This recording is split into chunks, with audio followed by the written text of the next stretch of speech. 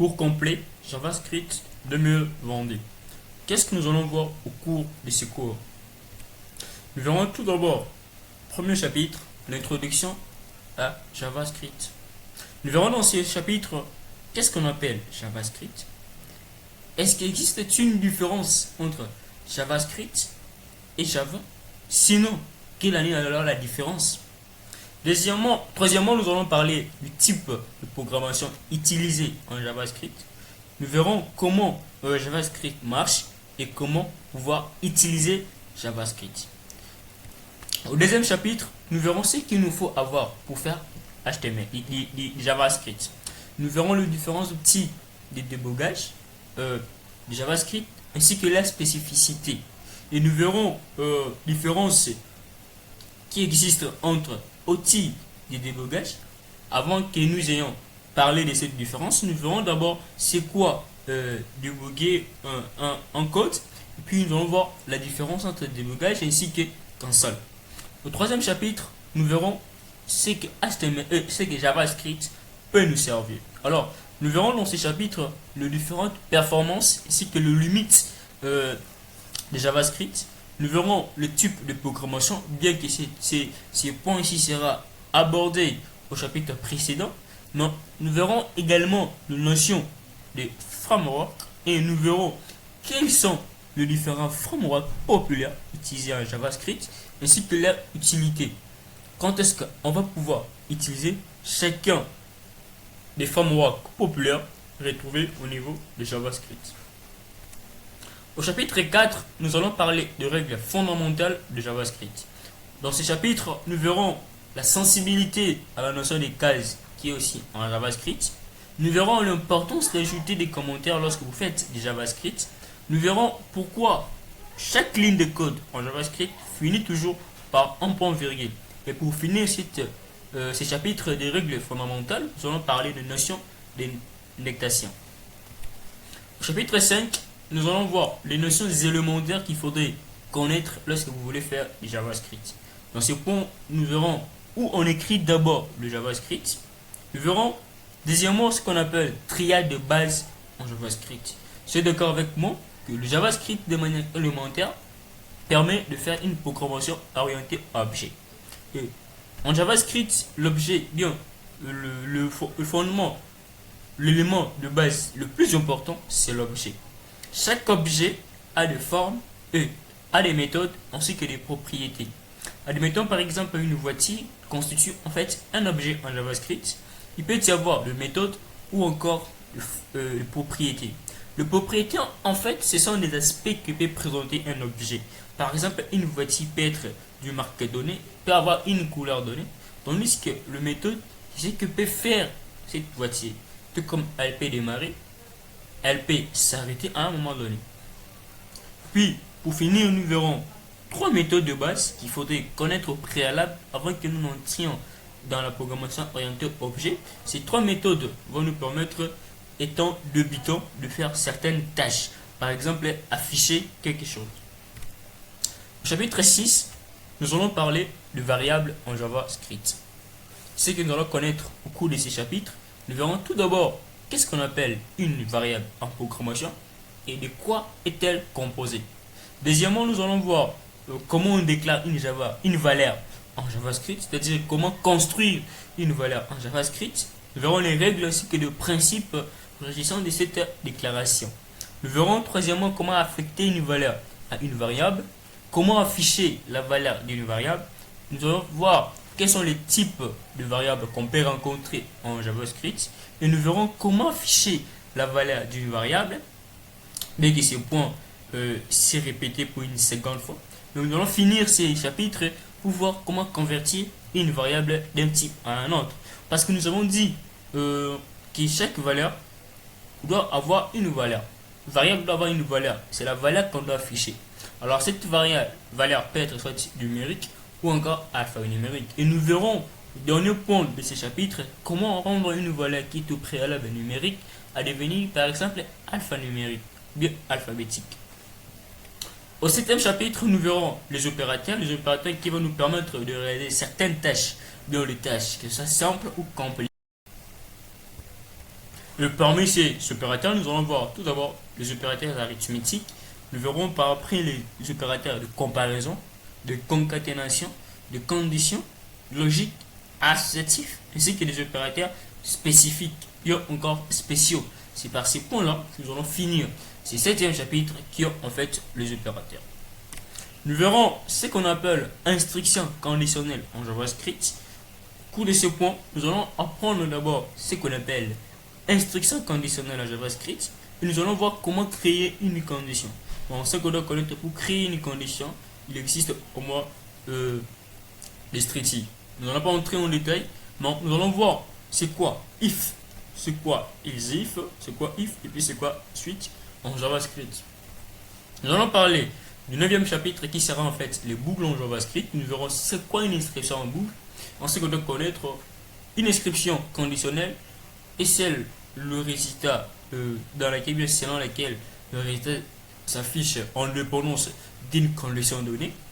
Tandis que le boucle, en fait, sur ce qu'on doit connaître, il y a une répétition de résultats. Nous verrons comment créer une instruction en boucle JavaScript.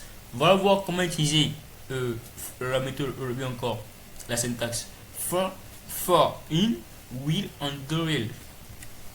Et pour continuer encore, nous allons voir comment on doit gérer ces boucles et en quoi il y en a alors des exceptions. Et nous verrons au cours de ces chapitres quand est-ce qu'on peut utiliser, bien on peut décider qu'une boucle s'arrête, bien qu'elle continue. Et nous verrons les exceptions. Parmi les exceptions, nous allons utiliser les syntaxes tree catch, tree final. Alors, en ce chapitre, nous verrons les fonctions en JavaScript. Nous verrons tout d'abord la place que revient à une fonction en programmation. Deuxièmement, nous allons voir les composants d'une fonction, de quoi une fonction est-elle composée. Et troisièmement, nous allons voir la structure de base d'une fonction en JavaScript. Et pour finir, nous allons créer au moins 4 fonctions pour résoudre certains petits problèmes. Afin aussi que nous maîtrisions comment créer une fonction et comment est-ce qu'une fonction marche. Au 12e chapitre, nous verrons les événements. Nous verrons c'est quoi un événement en JavaScript, son importance, sa composition et comment déclencher un événement.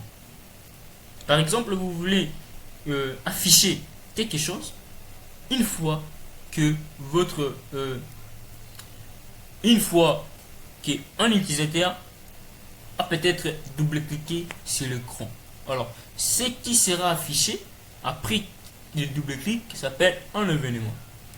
Nous allons voir troisième chapitre, les différents éléments selon différentes modalités d'action. Pour finir, pensez rendre le chapitre, le JavaScript plus complexe. Nous allons introduire les notions des objets, mais encore les objets en JavaScript. Nous verrons tout d'abord c'est quoi un objet en JavaScript. Deuxièmement, nous verrons la composition d'un objet. Et dans ce point-ci, nous allons voir comment créer nos propres objets. Et nous allons voir le deux types d'objets. Comme nous venons de le dire, il y a des objets natifs et des objets propres qu'on crée. Nous allons voir le va créer comme un objet, oui. Nous allons voir un peu la notion de programmation orientée objet. Et nous allons voir le type spécifique de chaque objet. Nous allons étudier dans ce point tout objet, tous les objets JavaScript qui existent, allant de plus simple au plus complexe et de manière compréhensive et détaillée. Alors, pour cela, on va commencer tout d'abord par le Windows, bien le premier objet qui est l'objet Windows. Nous verrons c'est quoi l'objet Windows, les propriétés ainsi que la méthode de l'objet Windows.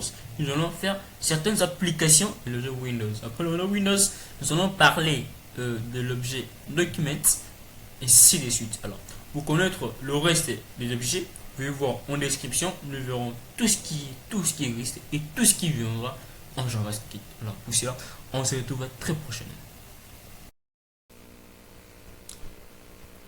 Alors, nous commençons notre formation en JavaScript 2022 et nous allons introduire le premier chapitre qui s'intitule Introduction à JavaScript. Et au cours de ce tuto, nous verrons tout d'abord c'est quoi JavaScript. Et puis nous parlerons de la différence et encore la tendance qu'on a à confondre JavaScript au Java.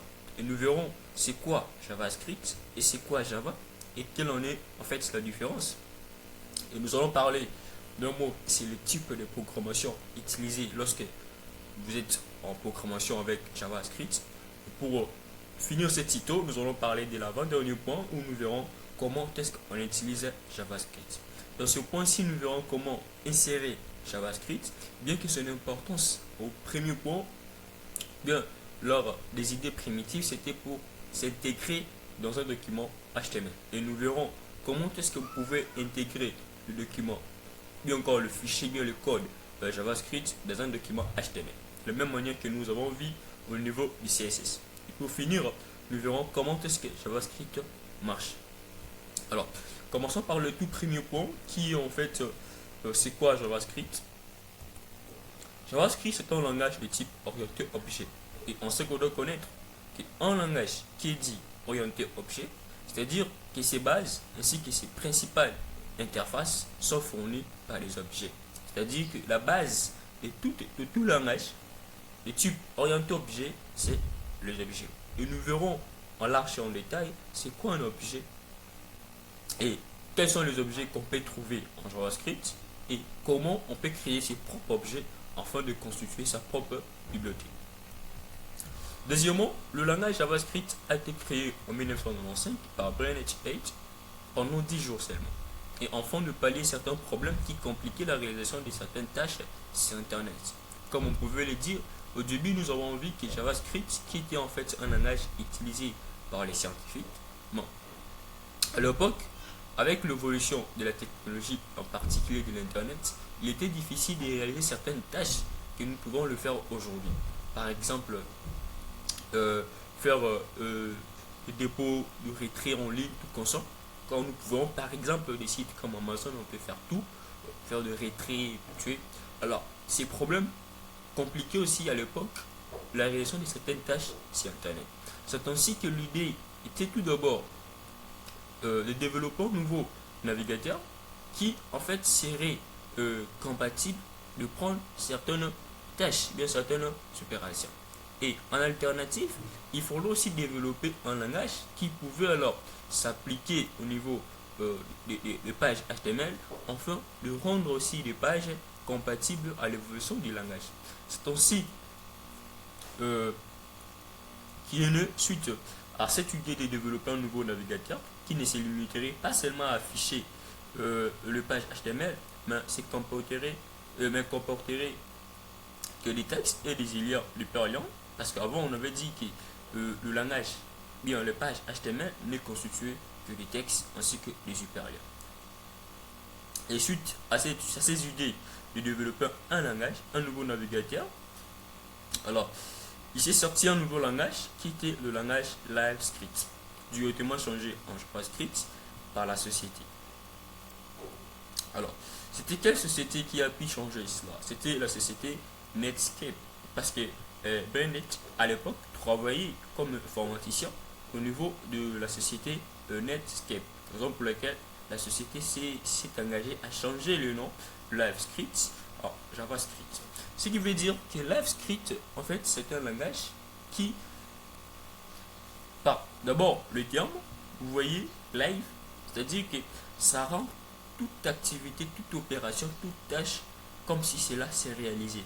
Ici, lorsque nous verrons les animations HTML et JavaScript, vous allez vous rendre compte que tout s'est fait comme si c'était en direct. Tout s'est fait au même moment et directement. Alors, ces tâches, bien encore ces fonctionnalités, ne préexistaient pas au début des années 90.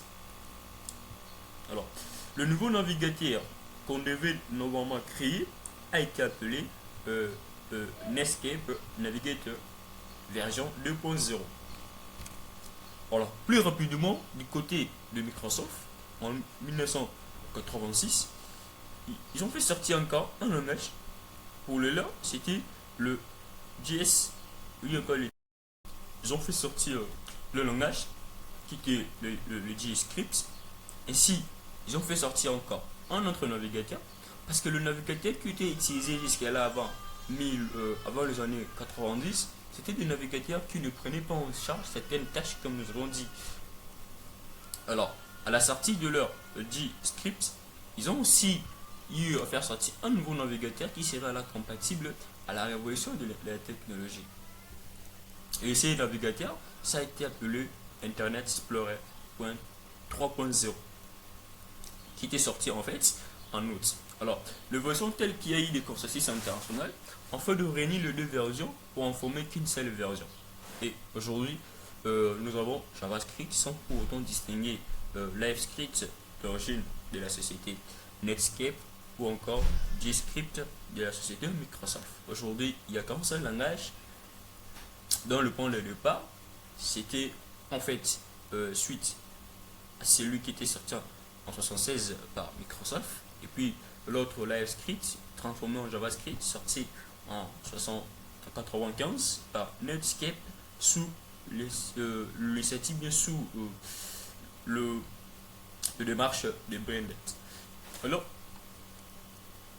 voyons tout d'abord, est-ce qu'il existe une différence entre JavaScript et puis Java? En soi, le Java n'est pas le JavaScript.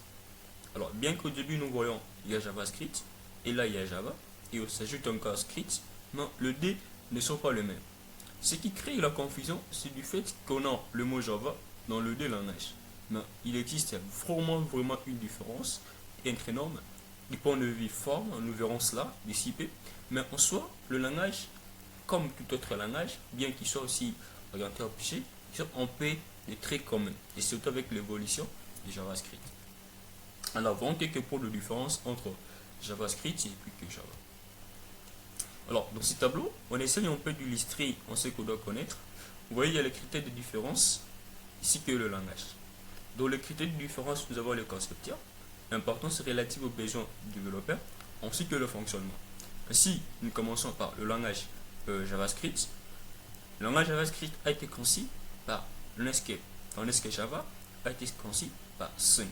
Deux sociétés différentes, ayant des capacités bien encore de fonctionnalités différentes.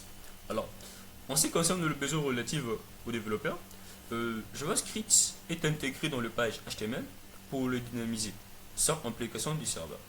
On avait dit, quand nous parlions du JavaScript HTML, qu'une page peut être soit statique, soit dynamique. Une page dynamique est celle qui s'est mise à jour suite à une action effectuée par l'utilisateur. Et dans le page dynamique, l'interface générée n'était pas en fait le même, il y a la même pardon avec tous les utilisateurs. Alors, il ne suffit pas que l'utilisateur, bien que le concepteur du site rentre pour personnaliser ou encore modifier l'affichage. C'est-à-dire que lorsque vous ouvrez le site par exemple Amazon ou bien encore tout site d'e-commerce, vous allez vous rendre compte que l'interface qui va vous régénérer sera en fonction de votre besoin, de votre vouloir. Mais lorsque vous utilisez un site statique, vous verrez que même s'il y a 10 000 utilisateurs en ce moment, et tous ont une même interface. Alors, de son côté, Java a été faite bien. Son importance est d'être intégrée sous forme d'Apple à des pages web. Alors, nous allons parler de Java, nous verrons c'est quoi Apple. Alors, pour finir bien, pour voir le point le plus important en ce qui concerne la différence, c'est en fait le fonctionnement. On dit que le JavaScript c'est un langage interprété, tandis que le Java c'est un langage compilé. Qui veut dire interprété, qui veut dire compilé. En soi, quand on dit un langage interprété, c'est-à-dire que le navigateur lit les codes sources intégrés au document HTML et interprète ces codes pour en donner une exécution. Chaque navigateur a sa propre interprétation du script. Ce qui fait en sorte de cueillir au moins des notions de compatibilité pour certains navigateurs. Alors, le langage compilé veut dire que le développeur construit un programme et le code. Le code source sera ensuite compilé en langage illisible et nous ne verrons pas cette compilation de ces langages illisibles, mais alors, ce qui veut dire que lorsque vous utilisez JavaScript, le navigateur ne va qu'interpréter, comme je dirais, déchiffrer les codes. Mais par contre, lorsque vous utilisez Java, ça commence d'abord à une compilation. Donc, le code source peut être compilé avant d'être interprété. C'est ce qui signifie. Donc, en soi, comme le deux langages de programmation, il y a beaucoup de points communs même tout comme du point de vue avantage, tout comme du point de vue limite. Alors, voyons très rapidement comment on utilise JavaScript. Alors, pour utiliser JavaScript, il faut l'intégrer dans un document HTML. Alors, soit on peut intégrer tout en séparant le fichier qui contient le code JavaScript, ou bien les écrire tout directement dans le document HTML. Alors, si vous voulez séparer les codes JavaScript, il va falloir que vous créez d'abord un fichier JavaScript, de la même manière que nous avons vu comment créer le fichier HTML, mais cette fois-ci, vous allez juste changer l'extension, puis par après, vous allez relier ces fichiers à votre document HTML. Alors, nous allons voir comment est-ce que nous allons relier le document HTML. Pour relier l'emplacement, bien encore la position, ces fichiers, bien ces liens seront en fait une métadonnée. Et vous êtes d'accord avec moi qu'on ne va pas utiliser l'élément link, parce que nous avons vu lorsque nous parlons de métadonnées en HTML, il n'y avait pas seulement l'élément link qui nous permettait de créer des liens de page, mais il y avait aussi des éléments comme sprite. Alors, en ce moment ici, nous allons utiliser l'élément sprite. Alors, voyons voir comment d'abord relier deux pages, des fichiers contenant l'un document HTML et l'autre document JavaScript quand on voudrait intégrer le document HTML. Alors, on est là. Vous ouvrez votre script, vous faites source, ok, vous mettez le diagramme. Alors, mettez votre mot, le nom de votre fichier, mettons JavaScript. Puis je mets l'extension par défaut c'est JS. Et ça me permet de créer. Je sous-entends que j'ai créé au préalable un fichier qui s'appelle JavaScript, que j'ai à relier ici. Deuxièmement, je peux soit l'écrire soit de la partie body ou encore de la partie en tête, de la même manière comme nous écrivions le code JavaScript, le code CSS. Alors, soit à partir de là, je vais écrire script, pardon. C'est dans cette portion que je mettrai mes lignes du code JavaScript. Soit je l'écris au niveau de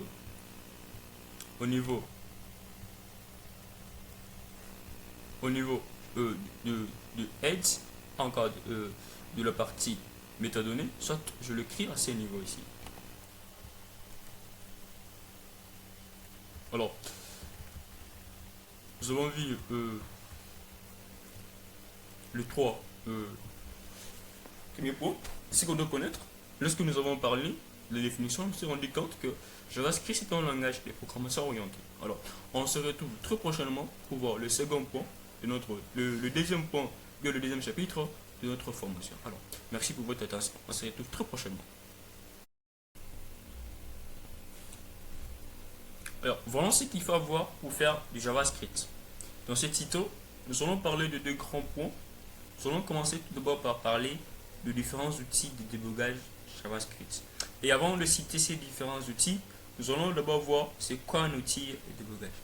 Et deuxièmement, nous allons parler un peu d'une certaine différence qui existe entre outils de débogage ainsi que le système qu'on appelle console. Alors, voyons tout d'abord le premier point. Qu'est-ce qu'on appelle outil de débogage JavaScript? Un outil de débogage n'est qu'une application qui nous permet d'avoir la possibilité d'observer le comportement de notre programme au cours de son exécution. Et par le même fait, bien par cette observation, nous pouvons contrôler cette exécution.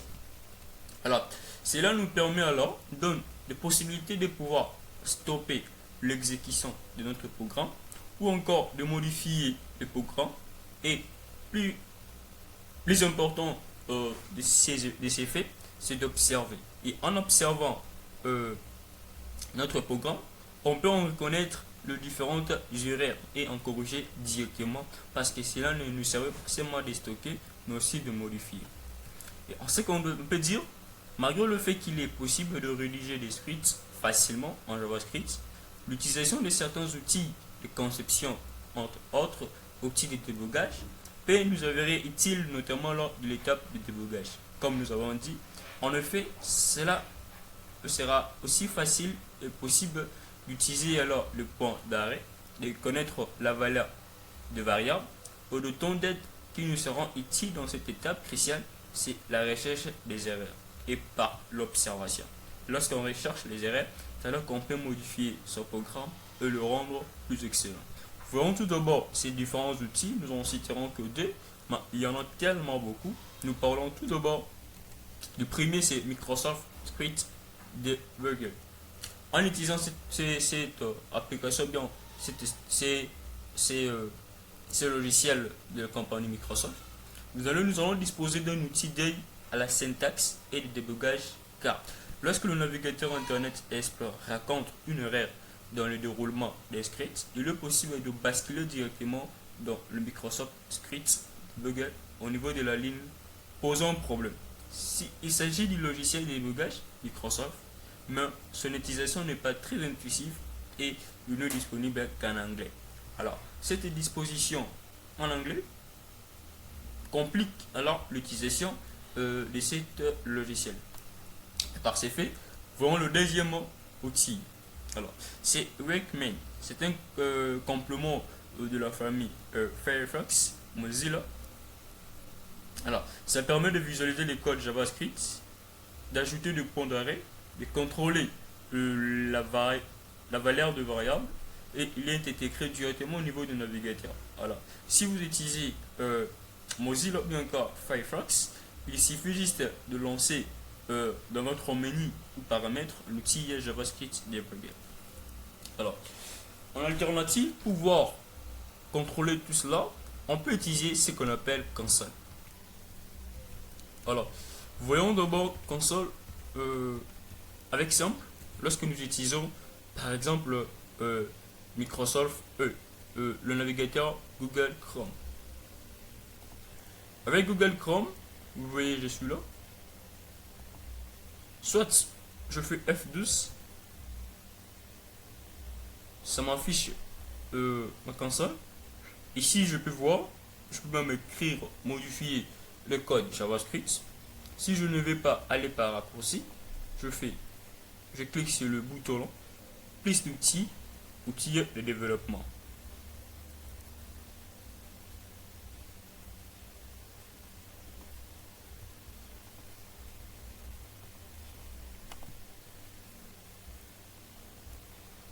C'est là. Alors, je peux alors voir ça lorsqu'on est en JavaScript. Vous voyez, ça m'indique en fait tout ce qui est code. Vous voyez, lorsque je change d'étape, ici c'est pour voir le code bien la console JavaScript, bien que s'il n'y en a pas. Alors, soit vous pouvez utiliser un logiciel de débugage, soit utiliser la console. Je dis soit vous utilisez un outil de débugage, soit vous utilisez console. Le D va vous permettre d'observer au cours de l'exécution de votre code, et par cette observation, vous pouvez alors connaître différentes erreurs et modifier directement votre code. Alors, c'est vraiment indispensable et vraiment important que vous utilisez soit cet outil, bien que la console, afin de connaître, de reconnaître les erreurs qui pourront empêcher la bonne mise en forme, la bonne exécution de votre code JavaScript. Alors, on se retrouve très prochainement pour parler du prochain chapitre. Merci pour votre attention. Alors, voyons ici qu'on peut faire avec JavaScript. Bien sûr, nous voulons connaître JavaScript, mais qu'est-ce que JavaScript peut nous servir? Bien, en quoi cela peut nous être utile? Alors, pour cela, nous allons parler tout d'abord de performance de JavaScript. Et comme il s'agit bien d'une œuvre humaine, nous parlerons aussi de ses limites. Et après, nous allons parler d'un mot sur le type de programmation, bien que ceci a été déjà vu dans le chapitre précédent. Nous allons parler directement de certaines notions de framework. Et nous verrons ce qu'on appelle framework. Et nous verrons les différents frameworks populaires en JavaScript, ainsi que leur utilité. Alors, commençons par la performance de JavaScript. En son début, comme nous avons dit, le langage a été conçu particulièrement pour le traitement sur le poste de navigateur. Mais aujourd'hui, son évolution telle que le langage déborde ses idées primitives et peut être alors indispensable pour trois critères ou bien trois groupes de pour trois groupes d'utilité. Alors, on peut utiliser JavaScript pour faire de la programmation au niveau de l'affichage, tout encore au niveau du serveur, ou bien développer les applications. Alors, au niveau de l'affichage de page web, JavaScript va nous permettre à faire la dynamisation de pages HTML. C'est quoi dynamiser une page HTML? Exemple, lorsque vous saisissez dans le formulaire, si par exemple dans ces chats, il faudrait que vous saisissiez du texte, mais vous saisissez des nombres, cela peut alors vérifier automatiquement et vous indiquer que la valeur que vous saisissez n'est pas celle qui devait être saisie. Vous pouvez faire des calculs simples suite à des saisies dans votre formulaire. Par exemple, le tarif. Lorsque vous circulez les sites e-commerce, vous verrez cela. Vous pouvez faire des gestions de date et de heure, date du jour, date de mise à jour des calendriers. Vous pouvez faire des gestions des cookies. Nous verrons comment faire des gestions des cookies. Beaucoup plus, ceci apparaissent lorsque nous ouvrons une page web. Alors, on peut gérer ces gestions, on peut faire des animations. Et au niveau du serveur, ça peut nous permettre alors de développer côté serveur en utilisant en fait ce framework qui est Node.js. Alors, pour finir, JavaScript ne s'est pas limité juste au niveau de ses idées primitives. Aujourd'hui, il est fort probable que vous développiez des applications ainsi que des jeux vidéo en utilisant JavaScript.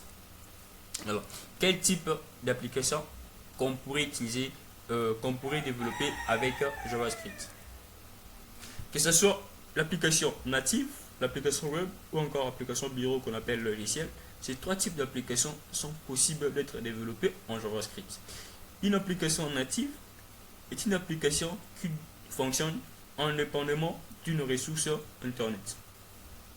Alors, une page web, une application web, en fait, c'est un logiciel, c'est un site web qui est constitué bien compilé en une application mobile. Ainsi, le contenu régénéré dans cette application dépend d'un site et en particulier du serveur de ce site. Et application bureau, c'est tout logiciel. Pour finir, il est possible que vous développiez des jeux vidéo avec JavaScript.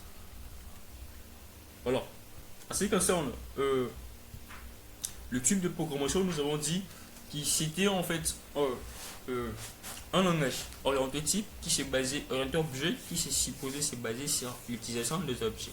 Donc, tout en HTML, je m'excuse, tout en JavaScript est appelé objet. Nous avons vu lorsque nous parlions en alternative que le document bien le contenu était représenté par le balise en JavaScript. Ici, tout suppose par les objets. Donc, lorsque vous voyez quelque chose en JavaScript, considérez cela que c'est un objet. Lorsque nous allons parler des objets, nous verrons exactement c'est quoi un objet. Alors, qu'est-ce qu'on appelle framework?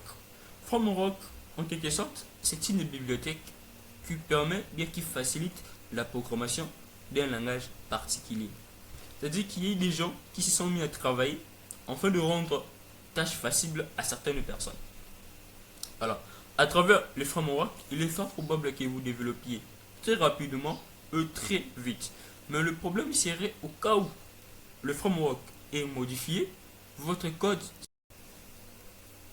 Par exemple, si vous utilisez un framework pour styler votre style et votre page HTML, au cas où ces frameworks, c'est-à-dire l'organisation ayant mis le framework en marche, modifier ce code directement, votre apparence, bien encore l'aspect de votre site devrait changer. Mais lorsque vous utilisez le code primitif vous-même, vous développez vous-même, ce code ne changera jamais. Voilà. L'important c'est d'utiliser les frameworks, c'est juste pour gagner du temps et développer plus rapidement.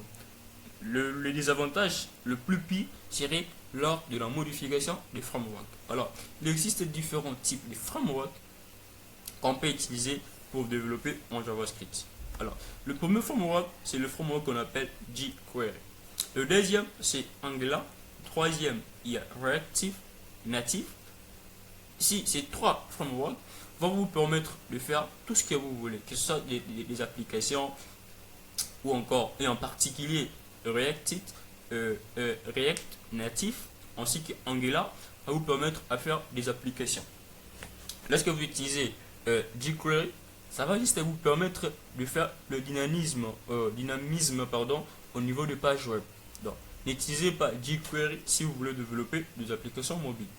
Alors, si vous voulez coder du côté serveur, utilisez la Node.js. Alors, Node.js, c'est en ce moment le seul framework qui vous permet alors de développer au niveau des serveurs. Alors, il y en a encore d'autres frameworks que nous allons mettre en description. Ne vous n'hésitez pas à aller voir notre description pour voir différents frameworks ainsi que leur utilité. Alors, pour cela, on se retrouve très prochainement pour une nouvelle notion. Alors, merci pour votre attention. Alors, voyons le quatrième chapitre de notre formation JavaScript 2022. Au cours de ce chapitre, nous verrons en fait les règles fondamentales en JavaScript. Alors, nous allons parler tout premièrement de la sensibilité à la case en JavaScript. Nous verrons comment, bien l'importance d'ajouter des commentaires.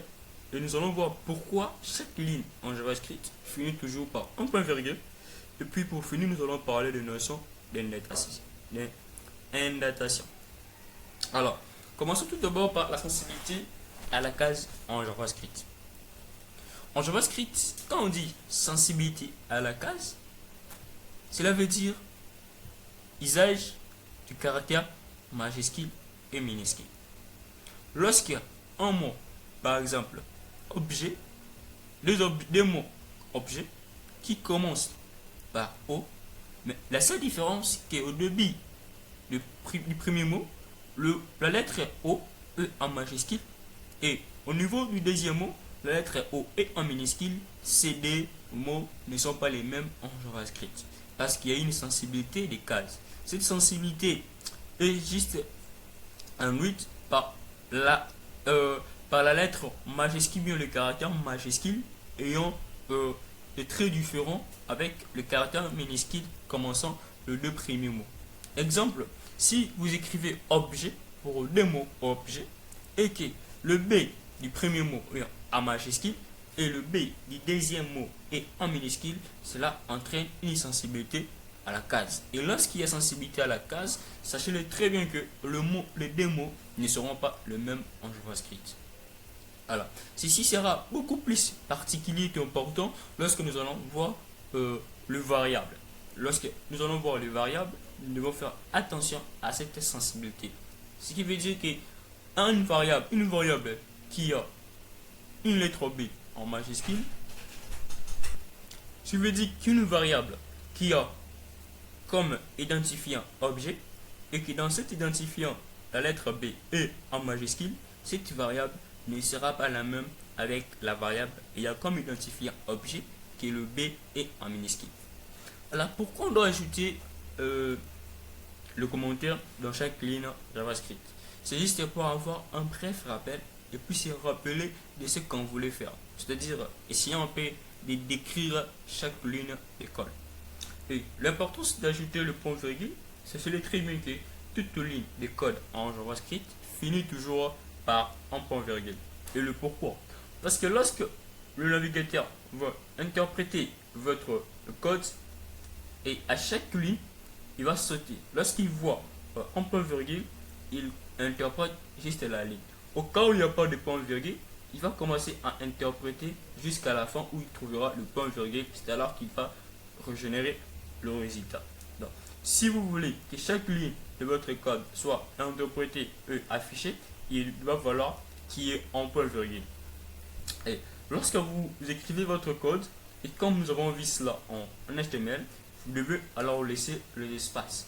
Les espaces pour un peu rendre clair votre JavaScript. Alors, nous verrons cela beaucoup plus lorsque nous allons parler de fonctions. Bien encore, nous allons entrer en détail de notre formation en JavaScript. Et c'est par là que nous finissons cette notion, ou bien les notions et ces jours où nous avons vu les règles fondamentales qu'il faudrait connaître en JavaScript. Alors, on se retrouve très prochainement. Merci pour votre attention. Alors, commençons par les notions élémentaires en JavaScript avant de pouvoir voir ce qu'il faudrait exactement connaître en JavaScript. Et dans ces notions élémentaires, nous allons voir où on peut écrire du JavaScript. Nous avons vu qu'on pouvait écrire du JavaScript soit en séparant les deux fichiers. L'un ne va contenir que du code HTML et puis l'autre du code JavaScript qu'on devait alors relier à travers une synthèse dans l'espace de métadonnées. Et soit on peut écrire uniquement le code JavaScript dans les codes bien dans les documents HTML, soit au niveau de la partie body ou encore au niveau de la partie head. Et voyons maintenant la triade de base en JavaScript. On avait dit qu'en JavaScript, bien le JavaScript c'est un langage qui était en fait basé sur les objets. Et lorsque nous voyons un objet, dans chaque objet, il y a des critères, il y a des caractéristiques. La première caractéristique, c'est ce qu'on appelle méthode. Et la deuxième caractéristique, c'est ce qu'on appelle propriété. Prenons l'exemple d'une voiture qu'on suppose être un objet. Et pour cette voiture, il peut y avoir des propriétés. Les propriétés nous pourront dire par exemple la couleur de la voiture. Ou encore son année, les créations, marques, tout ça. En fait, les caractères ayant trait à l'identification, ni encore au détail de cette voiture, sont en fait appelés les propriétés. Par contre, ce que peut faire cette voiture est ce qu'on appelle méthode. Alors, avec une voiture, on peut démarrer, on peut rouler. Et lorsque vous démarrez, il s'agit d'une méthode en équivalence en JavaScript. Alors, pour commencer, nous allons voir tout d'abord les trois méthodes de base qu'il faudrait connaître lorsque vous voulez débuter en JavaScript. Et la première méthode, c'est la méthode alert. Alert va vous permettre d'afficher un résultat. Alors, c'est par là que nous commençons directement le JavaScript.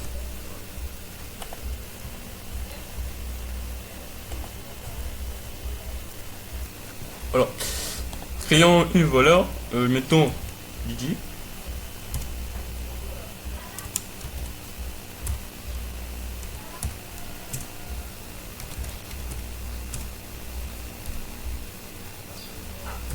Alors, nous allons créer une valeur qui est GG.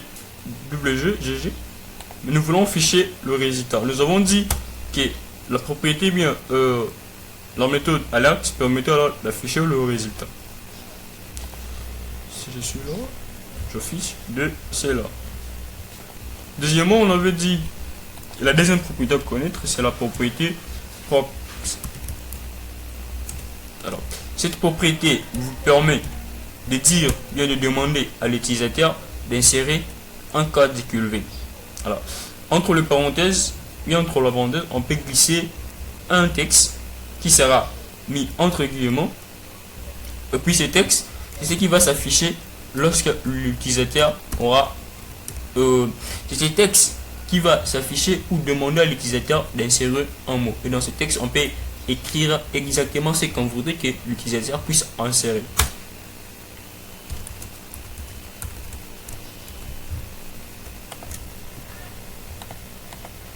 Vous voyez, ça demande d'insérer un nom. Je sors 1000. Et alert affiche le 1000 en question. Alors, pour finir, il y a la méthode confirm qui permet d'ouvrir une boîte de dialogue.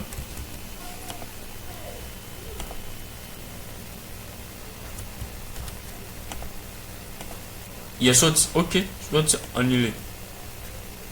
Alors, il existe encore deux autres, mais ces deux méthodes, nous le verrons plus tard lorsque nous allons parler d'autres fonctions. C'est par cela que nous finissons ces chapitres où nous avons vu les notions élémentaires. À présent, nous allons parler des variables. Alors, aujourd'hui, nous allons parler de variables en JavaScript. Nous verrons d'abord au début c'est quoi une variable en programmation et de quoi est-elle composée. Deuxièmement, nous verrons la déclaration d'une variable en JavaScript. Nous verrons les règles ou le principe qu'il faudrait appliquer lorsque vous déclarez une variable. Nous verrons comment affecter une valeur à une variable. Et nous verrons comment afficher la variable d'une variable. Et nous parlerons en fait, avant de citer, le type des variables en JavaScript. Et pour tendre vers la fin, nous allons parler comment afficher la valeur d'une variable, bien que ce point ici il sera traité, c'est-à-dire ce point sera annulé. Et pour finir, nous allons parler conversion d'une variable à une autre pardon. C'est-à-dire on va changer le type de variable. Lorsque nous allons voir le type de variable, nous verrons exactement comment modifier. Alors, on se retrouve très rapidement pour parler au niveau de notre éditeur de code pour parler de la variable. Nous verrons c'est quoi une variable en programmation et de quoi est-elle composée. En ce qu'on doit connaître, une variable en programmation, c'est juste un mot qui permet de stocker des données. Ces données sont en fait les valeurs. Ce qui veut dire qu'à chaque variable, il y a une donnée. Et cette donnée, c'est la valeur de cette variable. Voilà. Voyons directement comment déclarer une variable. Parce qu'en ce qui concerne la composition, on s'est rendu compte que si la variable sert à sauvegarder bien à stocker les données, qui sont en fait les valeurs de la dite variable, on peut se rendre compte qu'une variable n'est constituée que de deux parties. Il y a d'une part la partie variable qui est en fait représentée par un nom attribué par le développeur, bien le programmeur. Deuxièmement, il y a la variable. Voilà. Nous allons voir très rapidement comment déclarer une variable. Alors, une variable est constituée de deux parties. Il y a d'une part le mot de l'identifiant de la variable, et deuxièmement, il y a sa valeur. Et puis, comme toutes ces lignes, ça finit par un point. Alors, nous voulons créer une variable nous voulons que cette variable s'appelle je suis. Ça, c'est le nom de ma variable. Je place le signe d'égalité. Je donne la valeur à ma variable. Nous nous rendons compte que rien de bon ne s'affiche. Et au-dessus, nous voyons qu'il y a une erreur. Alors, pourquoi ceci c'est arrivé ainsi? Nous allons voir le pourquoi. Lorsque nous visualisons, vous voyez ce que ça nous donne. Alors, lorsque vous voulez ajouter une valeur à une variable, vous devez tenir compte des types de cette valeur. Soit une valeur peut être numérique, tout comme ça peut être une chaîne de caractères, soit de lettres. Ainsi, une valeur numérique est qualifiée de type number, tandis qu'une valeur de type de chaîne de caractères est appelée valeur de type string. Alors, en raison d'une ou d'autres valeurs ou encore des types de valeurs utilisées, il y a une possibilité lorsque vous voulez affecter. Si vous voulez affecter une valeur number, vous allez juste mettre le chiffre. Si vous voulez affecter à une variable une valeur en chaîne de caractères, vous devez placer cette chaîne de caractères entre guillemets. En première position, vous faites guillemets et puis vous placez votre chaîne de caractères qui constitue en fait votre variable. Alors, lorsque vous déclarez, la valeur peut être soit la valeur d'une autre variable, et dans ces cas, vous n'aurez qu'à placer l'identifiant de cette variable là présent. Si par exemple il y a une valeur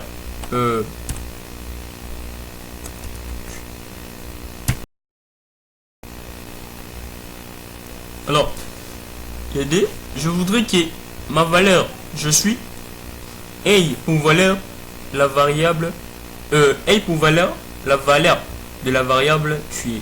Et dans ces cas, je viens là, j'écris uniquement ma variable sans pour autant mettre cela entre guillemets.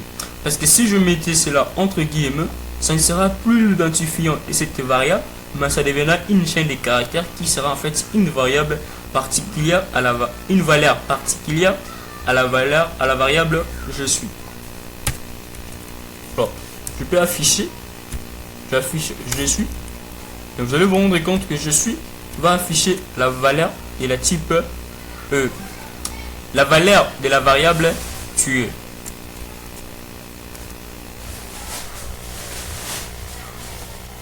Vous voyez, ça affiche les.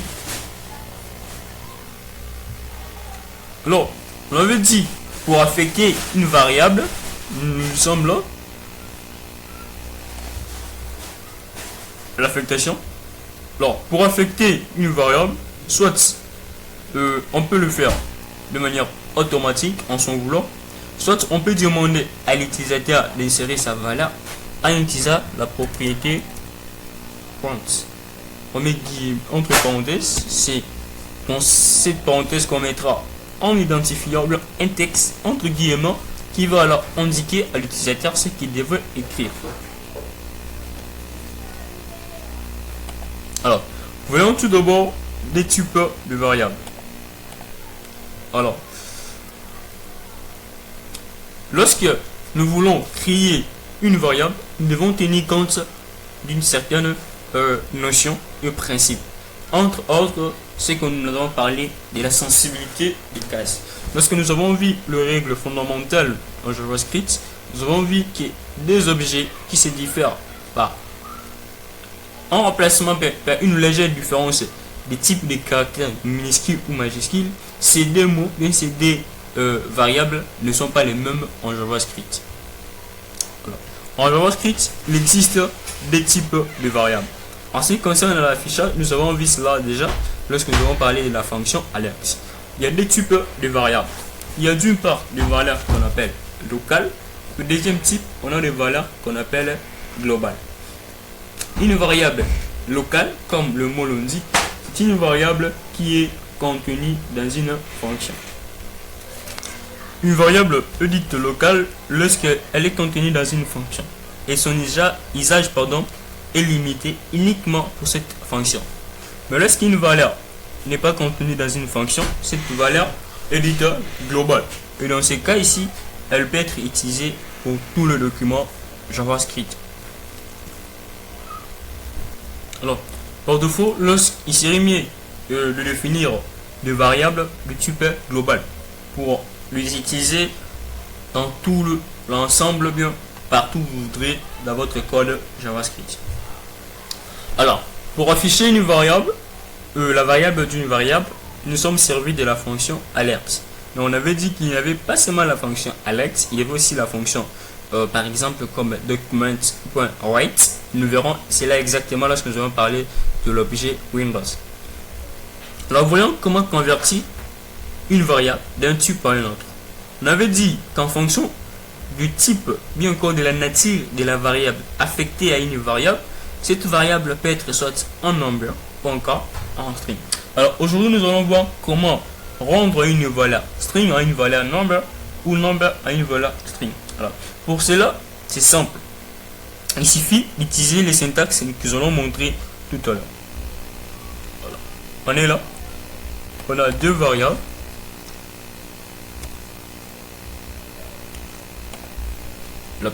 La première variable, c'est tuer. La seconde, c'est je suis. Nous voulons convertir la valeur tuer, qui est en fait un number, à une valeur string, c'est-à-dire en chaîne des caractères. Alors, nous voulons transformer notre variable tuer, qui est en fait une variable number, à une autre variable qui sera de type string, c'est-à-dire en chaîne des caractères. Pour cela, nous créons une variable que nous allons s'y poser 3G, mettons égal. Pour transformer, nous prenons tout d'abord l'identifiant de la variable. Alors, si nous voulons transformer une variable numérique et une variable en chaîne de caractères, nous allons d'abord prendre l'identifiant, bien les noms de cette variable. Le nom de notre variable, c'est tuer. Après, nous plaçons un point, nous faisons tout string, entre parenthèses, nous plaçons le point virgule. Là, nous venons de transformer notre variable qui était en fait une variable numérique en une variable en champ de caractères ou en une variable string. Mais en ce qu'on doit connaître, lorsque nous transformons, bien nous faisons cette conversion, notre valeur qui était numérique ne va pas se transformer en valeur en champ de caractères. C'est-à-dire que la valeur D puisse s'écrire en toutes lettres. Non.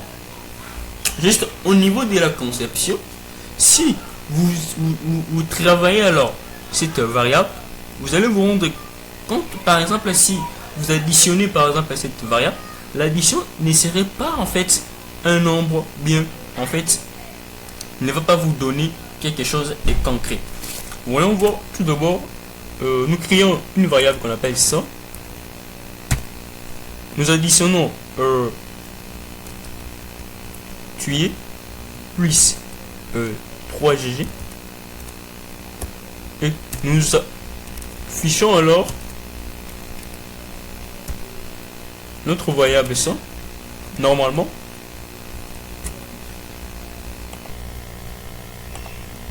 Oui, qui se donne 20D. Donc, le premier D, il y a encore le second D, est considéré comme string.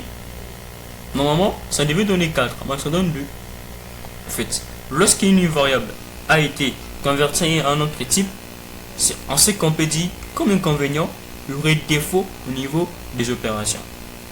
Alors, pour transformer une valeur qui était string en une valeur numérique, la logique reste la même. Sauf qu'on va changer. Alors, aussi pour ça, c'est la valeur numérique qui prend là en fait. Bien, c'est la valeur qui va stocker la valeur de transformation, bien encore de conversion. Ça, au moins, c'est une valeur string. Nous voulons convertir cette valeur en une valeur de champ de caractères et nous allons stocker la valeur qui sera convertie dans la variable GG. Alors, la logique reste la même. Je commence tout d'abord par mettre perse. Puis je mets Enter. Si je voudrais que cette valeur soit en fait une valeur de type numérique, mais ne soit pas constituée de virgule, c'est-à-dire que ce soit juste un entier. Lorsque je voudrais créer cette valeur, bien faire en sorte que cette valeur de conversion soit en fait une valeur numérique qui aura une virgule, là je mettrai float, qui veut dire flottant. Un nombre flottant en programmation, c'est un nombre qui a une virgule. Alors, et à la fin des choses, je voudrais alors afficher, bien me rendre compte du type de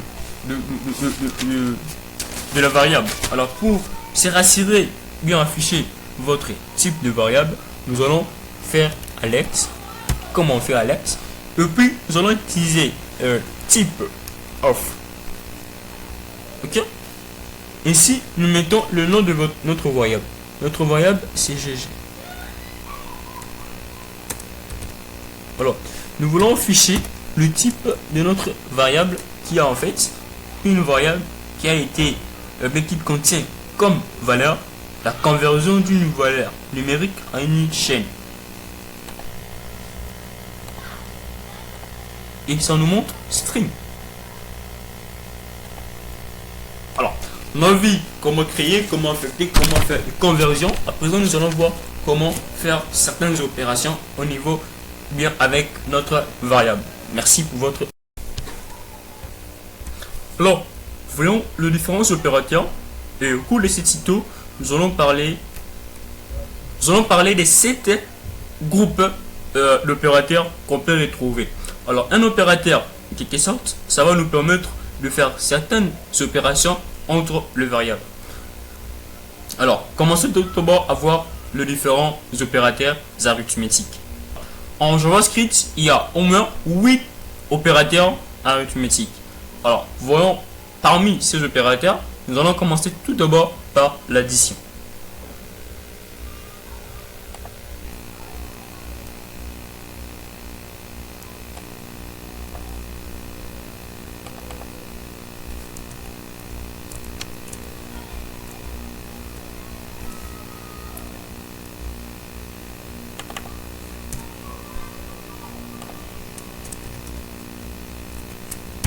Alors, nous voulons additionner nos deux valeurs.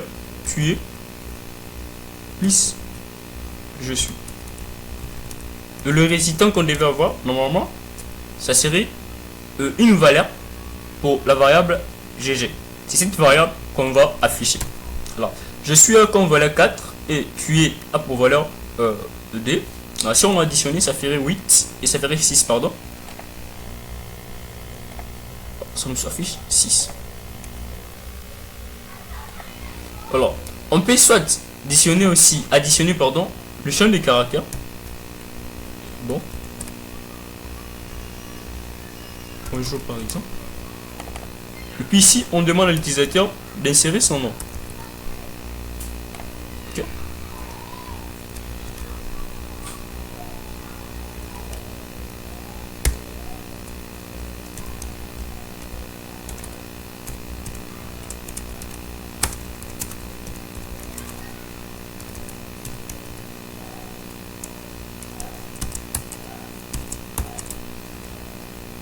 Exemple, il y a tu, je suis, et puis on demande à l'utilisateur d'insérer en fait son nom. Non, on laisse un espace.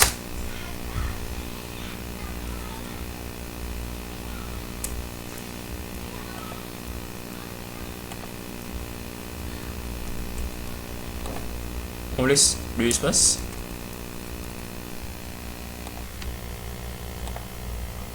Quel est votre nom? Je suis Fly. Bonjour Flavie.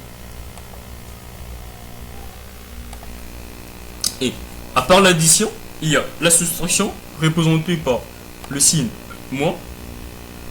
À part la soustraction, nous avons la multiplication représentée par le caractère dièse. On a la division représentée par le caractère bar.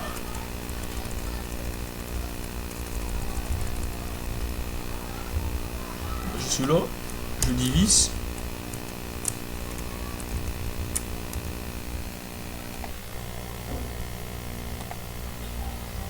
Je dis 5.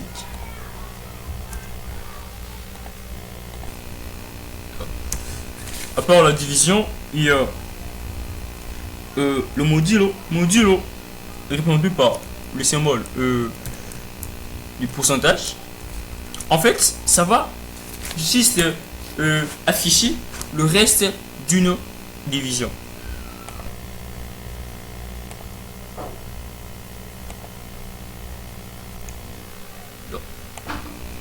Lorsqu'on divise 4 par D, le reste, là, c'est 2. Alors, il y a l'opérateur addition qui additionne les valeurs situées à gauche et à droite du symbole, comme illustré là. Il y a la soustraction, il y a la multiplication, division, modulo, qui va extraire juste la valeur entière du résultat d'une division, sans afficher en fait le reste.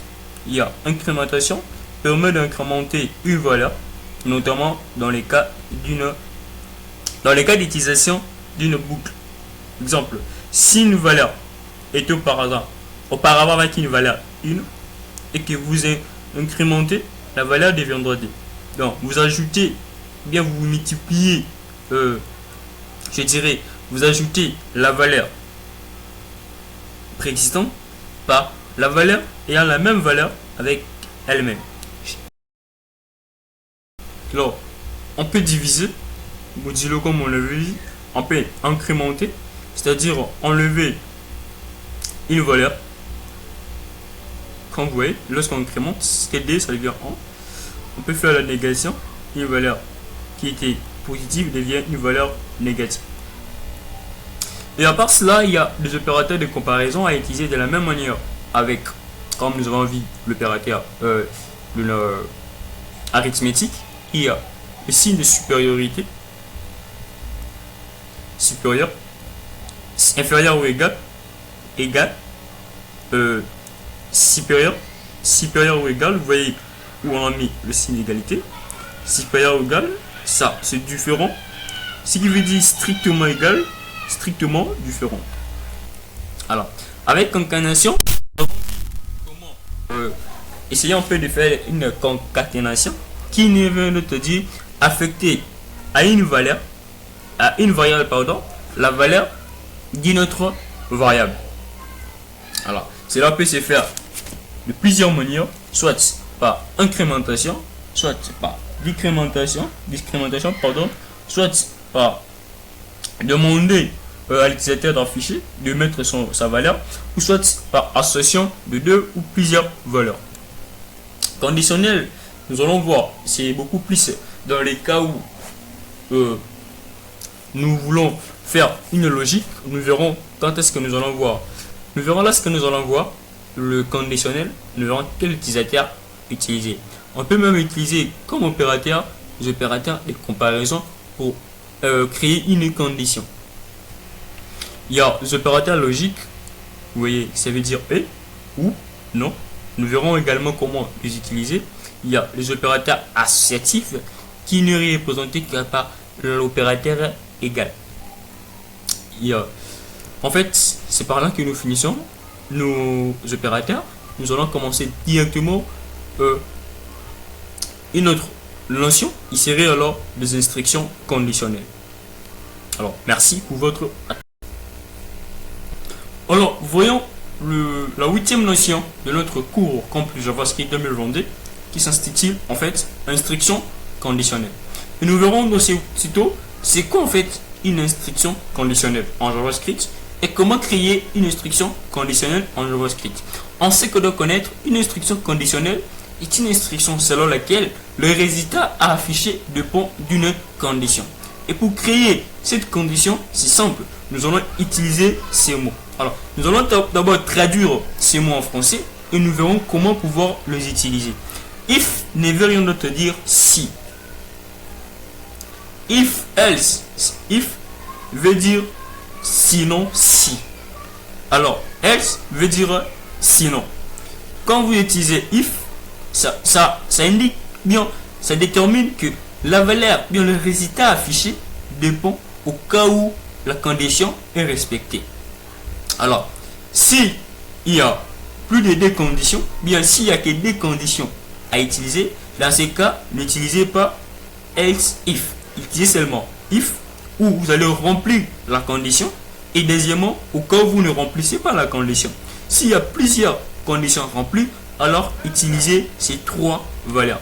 De telle sorte que celle-ci peut alors se répéter plus d'une fois, mais pas le deux. Alors, nous allons voir directement créer d'abord une instruction conditionnelle en utilisant ces trois valeurs, bien ces trois fonctions. Alors, nous créons, on est là, Alex.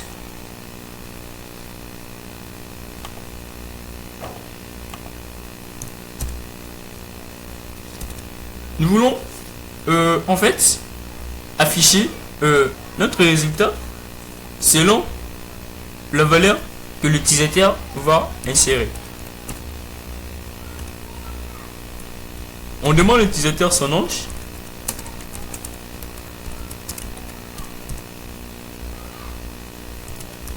En année. Et en fonction de sa réponse, nous allons afficher un résultat. Alors, nous voulons, si notre utilisateur a un âge, bien, saisissez un âge qui est inférieur à 18. Mais deux crochets.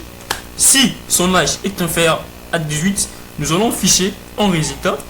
Le résultat serait de dire à l'utilisateur qu'il n'est pas majeur. Désolé. Vous n'êtes pas majeur.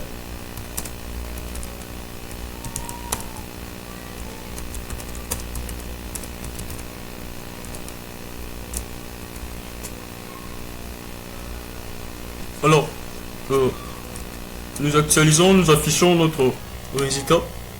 On nous demande d'insérer notre année, notre âge en année. Admettons que j'ai 17 ans. Je valide. Il me dit que je ne suis pas majeur. Je suis pas majeur, pourquoi? Parce que mon âge est inférieur à 17 ans et à 18 ans. Alors, on voudrait afficher dans ces cas ici, sinon, on suppose que si l'utilisateur n'a pas, n'a inséré un âge qui est inférieur à 18 ans, la condition là serait si l'âge inséré est supérieur à 18 ans, c'est facile, le sujet serait alors majeur.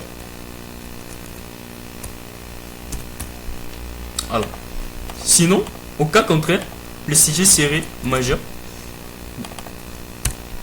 Vous êtes majeur. Parce qu'en dehors de la condition, il n'y a pas une autre.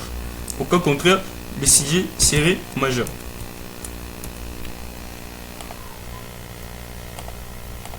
Alors, j'insère 20 ans. Vous êtes majeur. Nous avons utilisé la toute première fonction, la toute première instruction conditionnelle avec if ou encore else. Maintenant, nous ajoutons if else.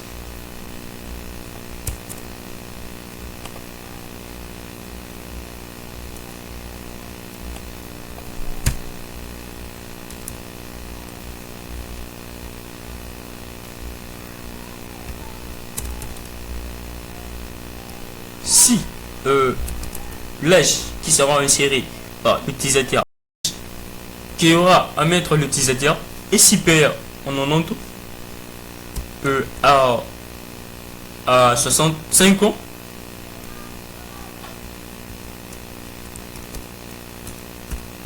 là, nous allons encore afficher en notre résultat pour dire à notre utilisateur qu'il n'est pas admis. Désolé, vous n'êtes pas sélectionné.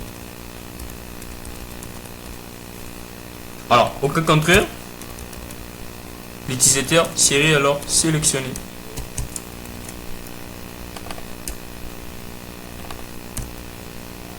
Vous êtes sélectionné.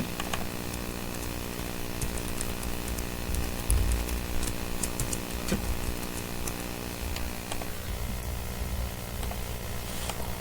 Alors, on demande à l'utilisateur d'insérer son âge en année et que l'utilisateur nous insérer 70. Alors, là, on ne sait pas, mais on s'est dit que si l'utilisateur c'est un âge qui est supérieur à 65, on dira que cet utilisateur ne doit être sélectionné.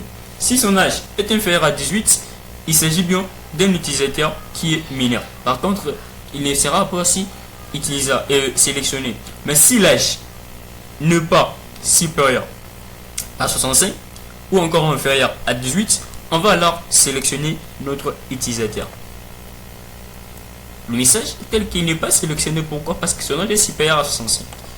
Si maintenant il s'agissait de 18-12 ans, cette fois-ci il n'est pas majeur. S'il s'agissait par exemple 20 ans, il est sélectionné. Alors, nous allons finir ce tuto en voyant le troisième groupe qui est suite. Alors, quand est-ce qu'on va utiliser suite? Comment utiliser suite? C'est ce que nous allons voir tout récemment. Alors, suite remplace juste le 3 syntaxe, qui veut dire qu'avec suite, ça va se faire étape par étape. Mais ça n'a rien à voir, bien, il n'y a pas de différence avec ces trois types de syntaxe.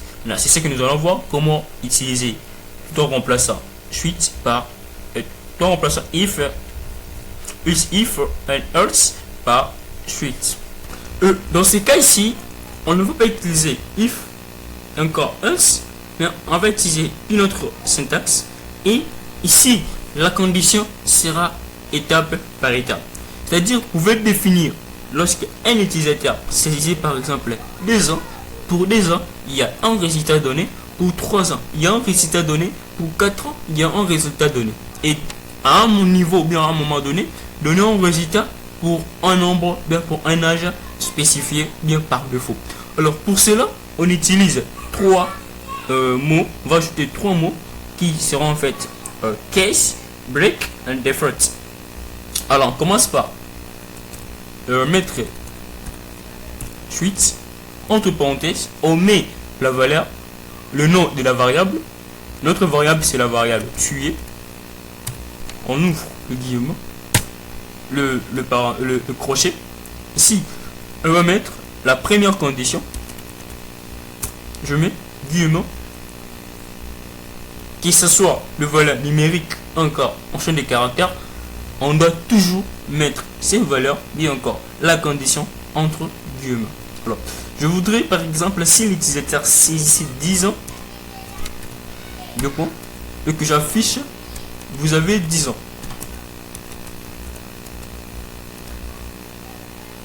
Vous avez 10 ans.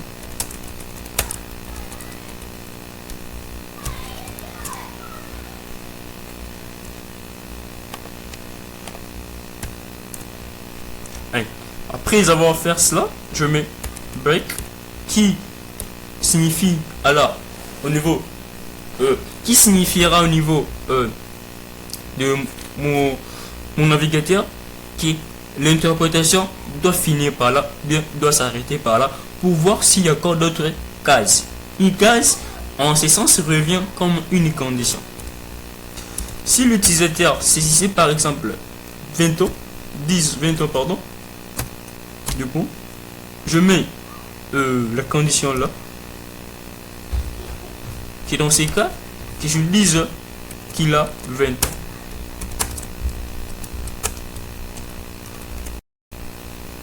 Après je place break qui permet à l'utilisateur de rompre bien encore d'arrêter l'interprétation de cette condition. Donc, ici par exemple 10 ans me dit que j'ai 10 ans.